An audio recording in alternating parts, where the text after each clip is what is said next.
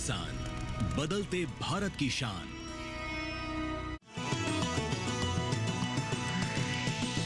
DD किसान, बदलते भारत की शान।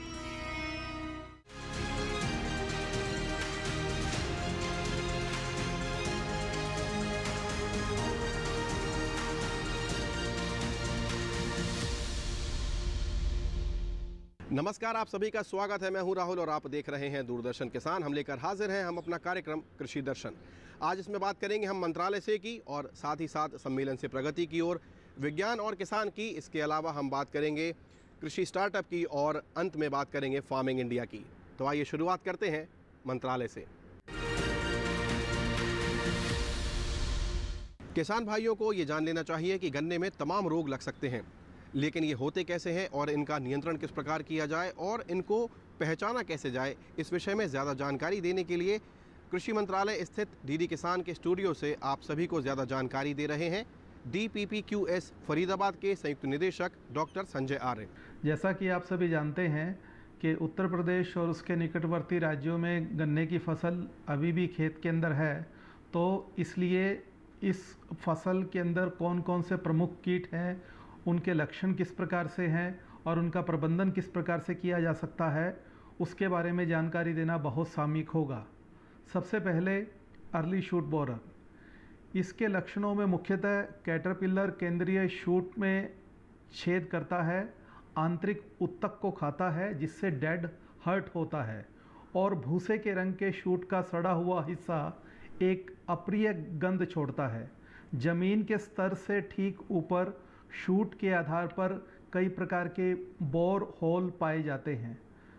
इसके प्रबंधन हेतु सबसे पहले हमें व्यवहारिक विधि अपनानी चाहिए। व्यवहारिक विधि के अंतर्गत CO 312, CO 421, CO 661, CO 917 और CO 853 जैसी प्रतिरोधी किस्मों का प्रयोग किया जा सकता है। इसके साथ साथ गन्ने की फसल में ढेंचा को यदि अंतर फसल के तौर पर इस्तेमाल किया जाए तब भी इसके प्रकोप में काफ़ी कमी देखने को पाई गई है। भौतिक विधि के अंतर्गत डेड हर्ट को जलाकर या हटाकर नष्ट कर दें। दूसरा, निगरानी के लिए 10 नग प्रति हेक्टेयर की दर से फेरोमोन ट्रैप लगाएं और 30 दिनों में एक सेप्टा या ल्यूर बदल दें।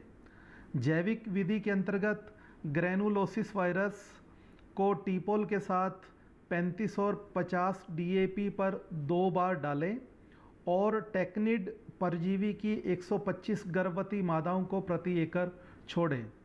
अंत में रासायनिक विधि के अंतर्गत कार्बारिल जमा सेविडोल 4% G 12.5 किलोग्राम,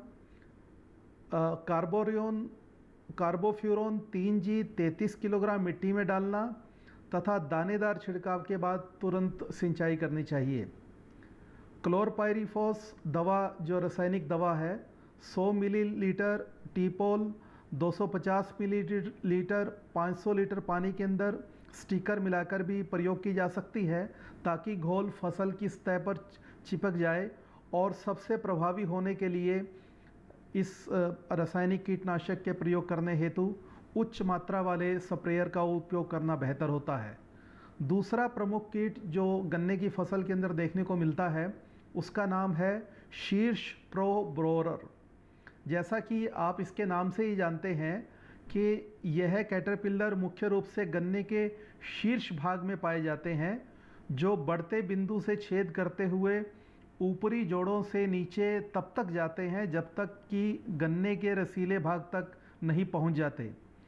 इस कीट का लार्वा खुली पत्तियों में छेद करता है और उभरती पत्तियों में शार्ट होल की समानांतर पंक्ति दिखाता है। इस कीट के प्रबंधन हेतु व्यवहारिक विधि को सबसे पहले प्रयोग किया जाना चाहिए और व्यवहारिक विधि के अंतर्गत प्रतिरोधी किस्म जैसे CO 419, CO 745, CO 6516 और सहनशील किस्म CO 859, CO 1158 और CO 7224 का प्रयोग करें। अब बात करते हैं सम्मेलन से प्रगति की ओर। 21वीं पशुधन गणना के लिए दिल्ली में आयोजित किया गया एक खास कार्यक्रम, जिसमें सभी राज्यों और केंद्र शासित प्रदेशों को आमंत्रित किया गया था। उस कार्यक्रम में क्या कुछ हुआ, आइए जानते हैं। दिल्ली के विज्ञान भवन में 21वीं पशुधन गणना की तैयारी के लिए राज्यों और केंद्र शासित प्रदेशों को रणनीति बनाने और सशक्त करने के लिए कार्यशाला का आयोजन किया गया।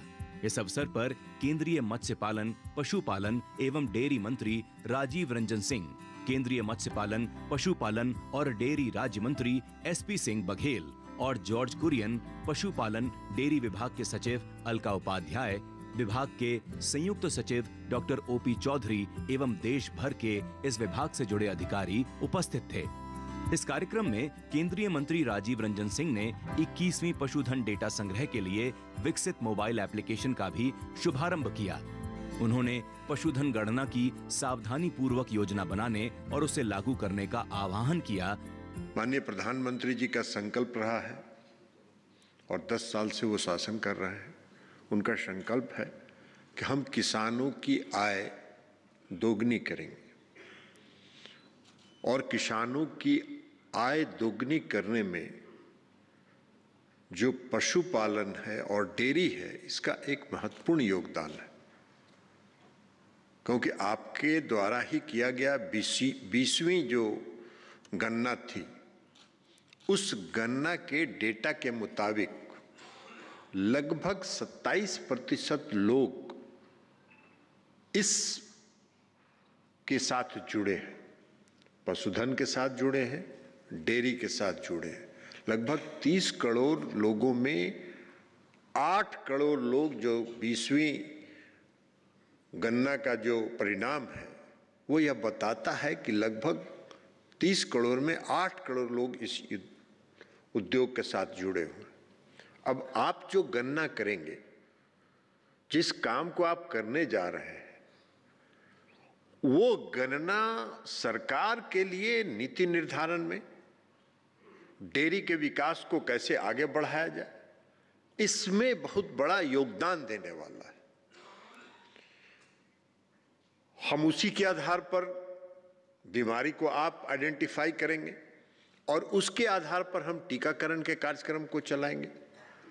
तो ये सारे काम जो होने हैं वो आपके इस को कितना सफल और कितना गुणवत्तापूर्ण ढंग से आप इसको सफल करते हैं, उस पर बहुत कुछ निर्भर करता है।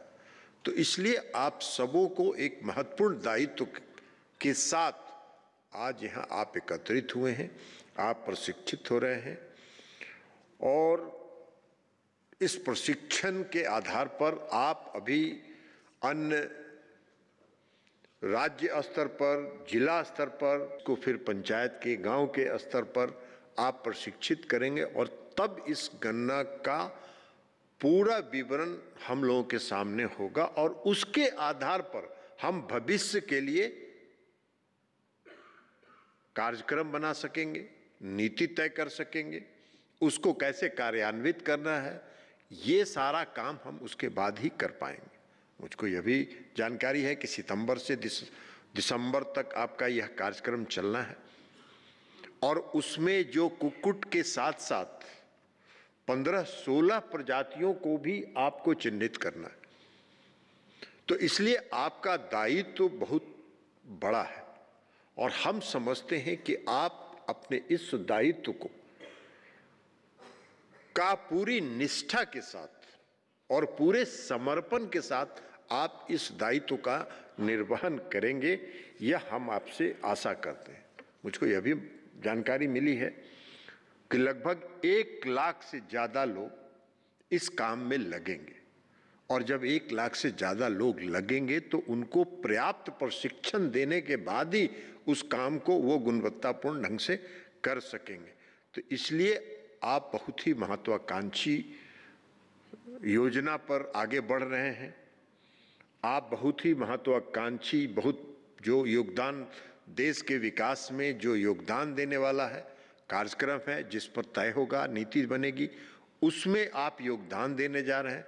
तो इसलिए हम आज के दिन आपसे यही आशा करते हैं और यही विश्वास करते हैं और यही आग्रह आपसे हम करते हैं कि आप पूरे गुणवत्ता के साथ पूरे समर्पण के साथ और पूरे मनोयोग के साथ इस काम को करें, ताकि इसकी सफलता पर आगे देश का भविष्य निर्भर हो सके। और इसलिए आज के दिन 21वीं जो पशु संगणना का जो ये कार्यक्रम आज प्रारंभ हुआ है, इसके लिए हम आप सभी को शुभकामना देते हैं। आपको हम इस बात के लिए धन्यवाद देते हैं कि आप आज यहाँ से जाने के बाद जो कार्यक्रम आपका चलेगा, प्रशिक्षण जो होगा, उसके बाद आप आगे बढ़ेंगे और इस देश के नीति निर्धारण में एक नया मानक तय करेंगे। यही आपसे आग्रह और अपील करते हुए, आप सभी को शुभकामना देते हुए, धन्यवाद देते हुए हम अपनी बात समाप्त करते हैं। और अब बात करते हैं विज्ञान और किसान की।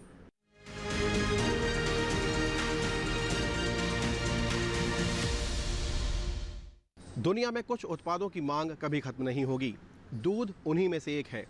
दुनिया में हर व्यक्ति को दूध आवश्यक रूप से चाहिए है और यही वजह है कि आज दूध के उत्पादों की जो मांग है वो बढ़ती जा रही है और इसी में जो डेयरी व्यवसाय है वो दिन रात बढ़ता जा रहा है। तो आज हम बात करने जा रहे हैं डेयरी व्यवसाय की। आइए देखते हैं।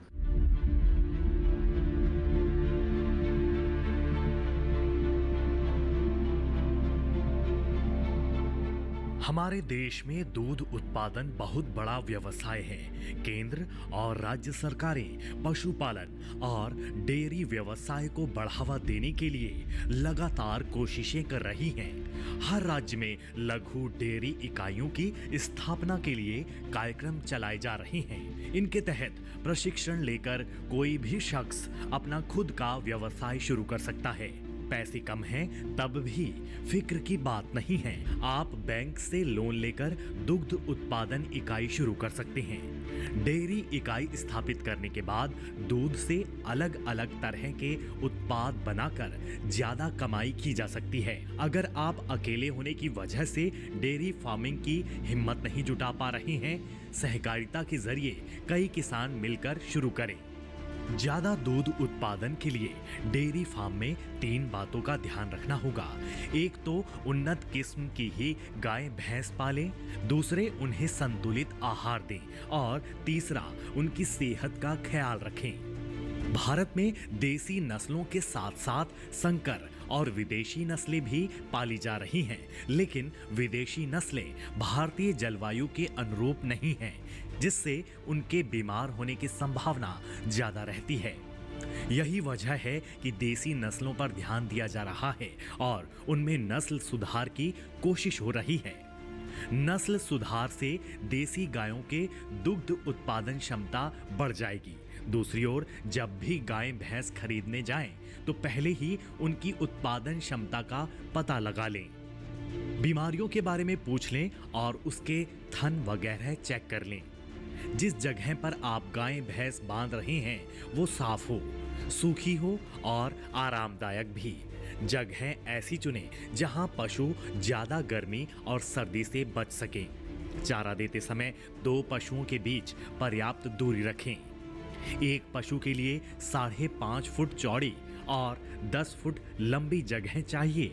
अगर आप कारोबार के लिए व्यवसाय करना चाहते हैं तो शहर के आसपास के इलाकों में डेयरी इकाई की स्थापना करें। दुधारू पशुओं में संतुलित आहार बहुत जरूरी है, क्योंकि इसमें प्रोटीन, सोडियम, लोहा, जस्ता, आयोडीन और विटामिन ए पर्याप्त मात्रा में होता है। संतुलित आहार में 1/3 अनाज, 1/3 दलहन और 1/3 तिलहन होना चाहिए।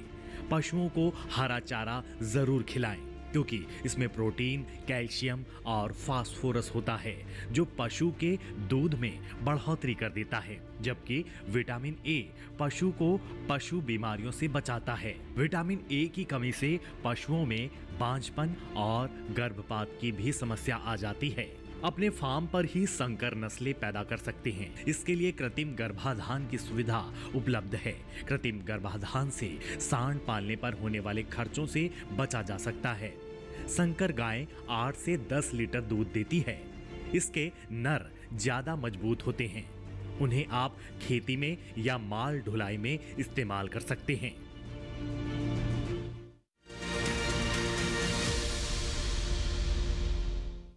यहाँ पर हम रुकेंगे एक छोटे से ब्रेक के लिए। अभी हाजिर होते हैं थोड़ी ही देर में। देखते रहिए कृषि दर्शन। नमस्कार किसान भाइयों और बहनों, आप देख रहे हैं डीडी किसान। मैं हूं आपकी होस्ट आई भूमि और आपका स्वागत है हमारे शो किसान जीके में। यहां हम आपके लिए लाते हैं खेतीबाड़ी और ग्रामीण जीवन से जुड़े ज्ञानवर्धक सवाल। तो चलिए शुरू करते हैं आज का सवाल। वर्ष 1960 में भारत के प्रथम कृषि विश्वविद्यालय की स्थापना कहां की गई थी?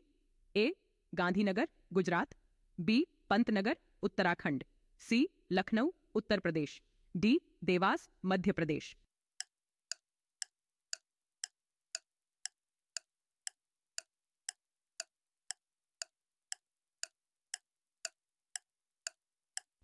सही जवाब है ऑप्शन बी, पंतनगर, उत्तराखंड। इसका उद्घाटन श्री जवाहरलाल नेहरू द्वारा 17 नवंबर 1960 को उत्तर प्रदेश कृषि विश्वविद्यालय के नाम से किया गया था। यह विश्वविद्यालय पंतनगर नामक परिसर कस्बे में पड़ता है, जो उत्तराखंड के उधम सिंह नगर जिले में है। यह विश्वविद्यालय भारत में हरित क्रांति का अग्रदूत माना जाता है। आज किसान जी के में बस इतना ही। मिलते हैं अगले एपिसोड में। तब तक के लिए खुशहाल खेती और स्वस्थ जीवन की कामना के साथ नमस्कार। फसल में कीट लगा हो या कोई बीमारी, पशुपालन में हो कोई दिक्कत या चाहिए कोई जानकारी, फोन उठाएं, नंबर मिलाएं और कहें हेलो किसान। हेलो किसान, हेलो किसान, हेलो किसान। सोमवार, बुधवार और शुक्रवार शाम 6 से 7 बजे सिर्फ डीडी किसान पर। ब्रेक के बाद आप सभी दर्शकों का एक बार पुनः स्वागत है और अब हम बात करते हैं कृषि स्टार्टअप की।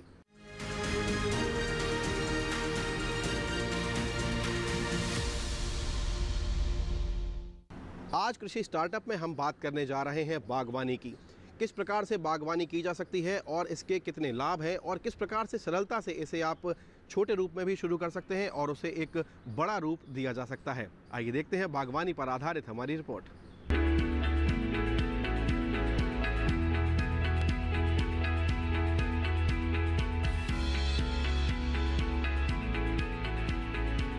आज के इस दौर में खेती के क्षेत्र में पुरुषों के साथ साथ महिलाएं भी कदम से कदम मिलाकर चल रही है। खेती में जुताई, बुआई, कटाई के साथ साथ अपने उत्पादों को बेचने का काम भी खुद ही कर रही है। इन महिलाओं ने ये दिखाया है कि दूसरे क्षेत्रों की ही तरह खेती में भी महिलाएं चाहे तो सब कुछ कर सकती है और कामयाबी की नई मिसाल कायम कर सकती है। कामयाब महिलाओं की सूची में एक नाम है सुरेंद्र कौर का। इन्होंने खेती में कामयाबी हासिल करने के लिए अपने जीवन का एक लंबा समय बिताया है। उम्र के लगभग 8 दशक गुजार चुकी सुरेंद्र कौर इस पड़ाव में भी थकने का नाम नहीं लेती है। वे खेत और घर दोनों जगह काम में व्यस्त रहती है। खेतों की देखभाल, पशुओं को चारा डालना, घर में चूल्हा जलाना उनका स्वभाव और शौक भी है। अपनी इसी मेहनती स्वभाव के कारण सुरेंद्र कौर ने बागवानी के क्षेत्र में अपनी एक अलग पहचान बनाई है। उनके पिता एक सरकारी कर्मचारी थे। काम में व्यस्त होने के कारण वे खेत के कामों में हाथ नहीं बटा पाते थे। यही कारण था कि सुरेंद्र कौर और उनकी मां को खेत का काम देखना होता था। हालांकि गांव के लोगों ने इनका मजाक भी उड़ाया था कि महिलाएं होकर भी वे खेत पर काम करने आती हैं, लेकिन इसकी परवाह किए बिना वे और इनकी मां अपने काम में लगी रहती है। सुरेंद्र कौर को बचपन से ही पेड़ पौधों से लगाव था। यही कारण था कि स्कूल में भी इन्हें पेड़ पौधों के रखरखाव का जिम्मा सौंप दिया गया था।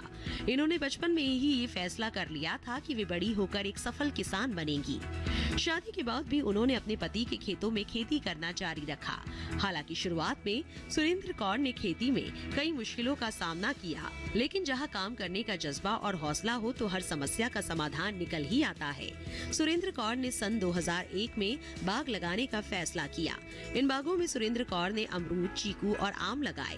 वो दिन रात मेहनत करने लगी। पहली बार उन्हें लगा कि उनके सपनों के फल देने का समय आ गया है। अपनी बागवानी की इसी शौक के कारण सुरेंद्र कौर जीवन में सब कुछ हासिल कर पाई। 32 एकड़ में फैले अपने फलों के खेतों को देखकर सुरेंद्र कौर को लगता है कि उनका सपना सच हो गया है। उनके बाग में फलों की देखभाल करने के लिए कई मजदूर हैं, फिर भी वे खुद ही अपने पेड़ों और उनकी फलों का खास ख्याल रखती है। सुरेंद्र कौर ने बागवानी के साथ साथ गाय और भैंस भी पाल रखे हैं। इनकी देखभाल भी वे स्वयं करती हैं। सुरेंद्र कौर ने अपनी मेहनत और लगन के बलबूते अपनी एक खास पहचान बना ली है। इनकी सफलता में इनके पति का भी बहुत बड़ा योगदान है। सुरेंद्र कौर ने बागवानी के साथ ही 12 एकड़ में सफेदे के पेड़ भी लगाए हैं। इससे उनके खेतों में हरियाली बनी रहती है और पर्यावरण भी शुद्ध रहता है। सुरेंद्र कौर का मानना है कि किसी भी काम को ठीक ढंग से करे तो कामयाबी आपको जरूर मिलेगी। वो दूसरे किसानों को भी सलाह देती है कि बागवानी में ज्यादा मुनाफा है और इसे करने के लिए उन्हें आगे आना चाहिए। इसी बागवानी ने सुरेंद्र कौर को एक पहचान दी है, नाम दिया है और दी है जीने की सभी सुविधाएं, और इसके लिए इन्हें पुरस्कृत भी किया जा चुका है। सुरेंद्र कौर की सफलता की कहानी उन सभी महिलाओं के लिए प्रेरणा स्रोत है जो कृषि में केवल परेशानियां देख रही है। सुरेंद्र कौर ने साबित किया है कि अगर महिलाएं चाहे तो खेती में भी कामयाबी की बुलंदियां छू सकती हैं।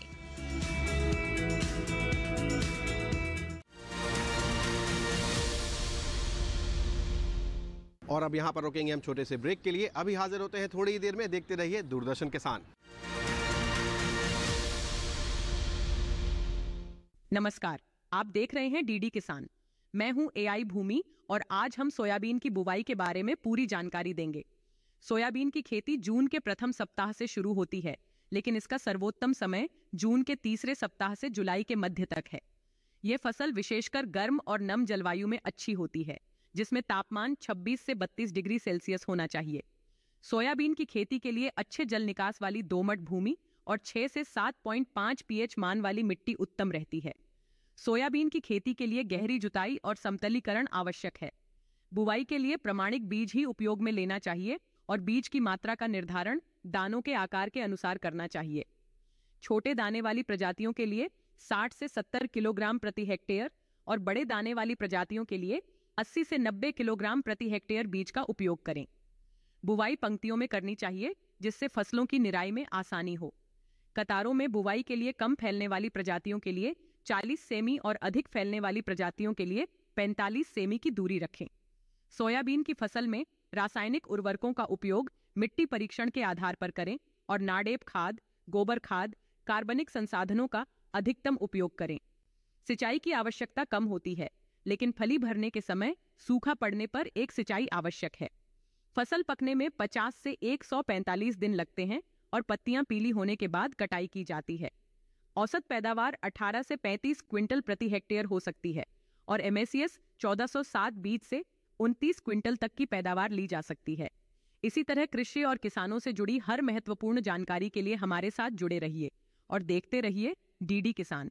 धन्यवाद। डीडी किसान ने कर ली है तैयारी। यहाँ मिलेगी पशुपालन की हर एक जानकारी, घर आंगन से लेकर व्यावसायिक फार्म तक, मुर्गी पालन से लेकर रेगिस्तान के जहाज तक। बीमारियों से पशुपालक बिल्कुल ना हो परेशान। विशेषज्ञ करेंगे आपकी समस्या का समाधान। देखिए अपना पशु चिकित्सक हर रविवार शाम 6:30 बजे दूरदर्शन किसान पर।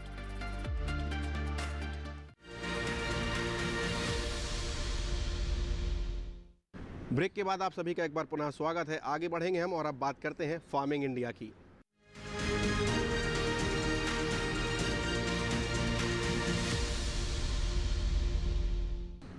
तो आइए देखते हैं आज हमारे एआई एंकर कृष आपके लिए क्या लेकर आए हैं। देखते हैं। नमस्कार, आप देख रहे हैं डीडी किसान। मैं हूं एआई कृष और आज हम खेती किसानी से संबंधित सलाहों के बारे में पूरी जानकारी देंगे। इस समय कई फसलों की बुवाई का काम हो रहा है, जबकि बहुत सी फसलें खेतों में खड़ी हैं। उत्तर प्रदेश और उत्तराखंड के किसान इस समय खेतों में कौन कौन से कृषि कार्य कर सकते हैं, जानने के लिए देखते हैं ये रिपोर्ट। धान की बुवाई का समय चल रहा है। उत्तर प्रदेश में आप अपने इलाके के हिसाब से धान की किस्मों का चुनाव करें। उत्तर प्रदेश के किसान चाहें तो मक्का की देर से पकने वाली किस्में भी बो सकते हैं। वहीं मूंग के खेतों में इस समय काले सिर और सफेद शरीर वाले कैटरपिलर का हमला देखा जा रहा है। इन कीटों के शरीर पर काले रंग के धब्बे भी दिखाई दे रहे हैं। ये कीट छोटे पौधों पर ज्यादा हमलावर हैं। इनसे बचाव के लिए नीम के तेल का 5% घोल बनाएं और 2 बार छिड़काव करें। पहला छिड़काव अभी कर लें और दूसरा 1 हफ्ते के बाद करें। बरसात के मौसम में बारिश का पानी खेतों की मिट्टी को बहुत नरम बना देता है। ऐसे में हल्की सी हवा गन्ने की फसल को गिरा सकती है। इससे बचने के लिए गन्ने की जड़ों पर मिट्टी चढ़ा लें। मिट्टी चढ़ाने से खरपतवार भी खत्म हो जाएंगे।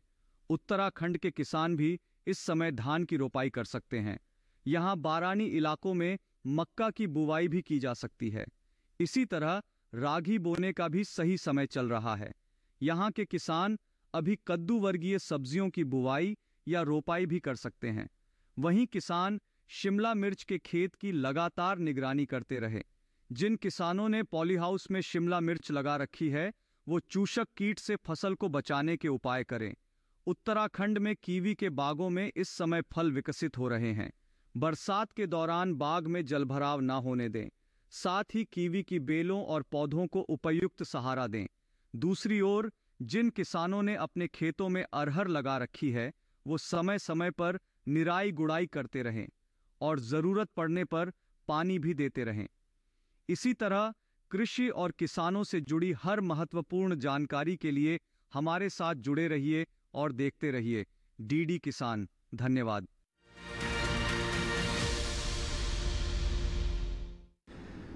तो फिलहाल आज के कृषि दर्शन में इतना ही। यदि आपके पास कोई सुझाव है या आप कोई बात हमें बताना चाहते हैं, आपके आसपास कोई ऐसी खबर है जो हम तक पहुंचाना चाहते हैं, तो बेहिचक आप हम तक लिख सकते हैं। हमें आपके पत्रों का इंतज़ार रहेगा। हमारा पता है कृषि दर्शन, कमरा नंबर 58, दूरदर्शन CPC, खेलगांव, नई दिल्ली 110049। ये हमारा पता है। हमारा ईमेल ID है krishidarshan@gmail.com। हमारा ये कार्यक्रम आज YouTube पर भी उपलब्ध है। आपके स्क्रीन पर फिलहाल एक QR कोड नज़र आ रहा है, इसे आप सरलता से स्कैन करें और हमारा ये आज का कार्यक्रम आप डीडी किसान चैनल पर YouTube पर भी सरलता से देख सकते हैं। तो आज के कृषि दर्शन में फिलहाल इतना ही। मैं आपसे विदा लूंगा अपनी टीम के साथ। देखते रहिए दूरदर्शन किसान। नमस्कार।